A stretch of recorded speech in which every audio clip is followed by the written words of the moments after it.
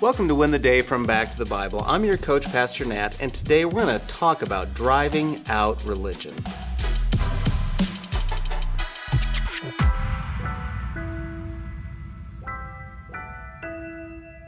An apologist once said, "Sin is meeting a legitimate need in an illegitimate way."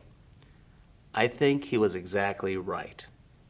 We have a way of taking something that is good or well-meaning and turning it into something unholy and destructive. Jesus came upon such a scene in John chapter 2. What exactly did he see? And what was Jesus' response? This is what John records in John chapter 2, beginning in verse 13. The Passover of the Jews was at hand, and Jesus went up to Jerusalem. In the temple, he found those who were selling oxen and sheep and pigeons, and the money changers sitting there. And making a whip of cords, he drove them all out of the temple, with the sheep, the oxen, and poured out the coins of the money changers and overturned their tables.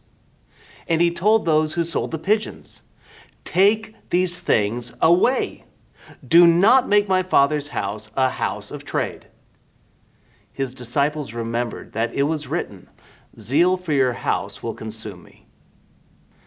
Chances are you are familiar with this story. It's Passover. It's that time of remembrance when God led the Israelites out of Egypt. This marked a time of remembrance where faithful Jews would celebrate Passover and the Feast of Unleavened Bread. Now, there is some debate if Jesus cleansed the temple once or twice. In the Synoptic Gospels, the writers mention a temple cleansing at the end of their writings. Here in the book of John, it's recorded near the beginning. Now, I'm inclined to think that he did this twice. In the temple, he finds the gross exploitation of people coming to sacrifice and pay their temple tax. Now, two things need to be mentioned here. First, the temple is not a church. The temple was unique. It was the dwelling place of God. It contained the Holy of Holies. It was sacred. Today, the church is the body of believers. It's not a building. God doesn't reside in the church building. He resides in us, his temple. So this was serious to turn the dwelling place of God into a gross religion. Second, these money changers and animal merchants were exploiting the people. Today, if you go to a concert or a sporting event, you will understand this. A bottle of water is like $5. A hot dog and chips is $15 or more. Well, the people in the outer court, they were using the game of religion to stick it to the people. Jesus, he had none of this.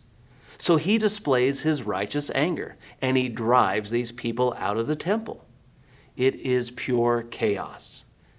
But to turn the holiness of God and the sinfulness of people into a money-making scheme was offensive to God. I mean, think about church history. Luther was disgusted with the selling of indulgences because it made a mockery of God's grace. Jesus came to destroy the game of religion and be the sacrifice that no one could afford. That's why this is my challenge for you today.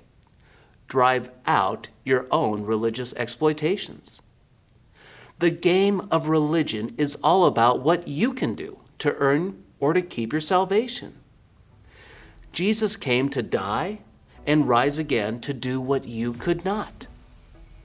The moment that you take away or add to Jesus' gift and sacrifice, you offend God.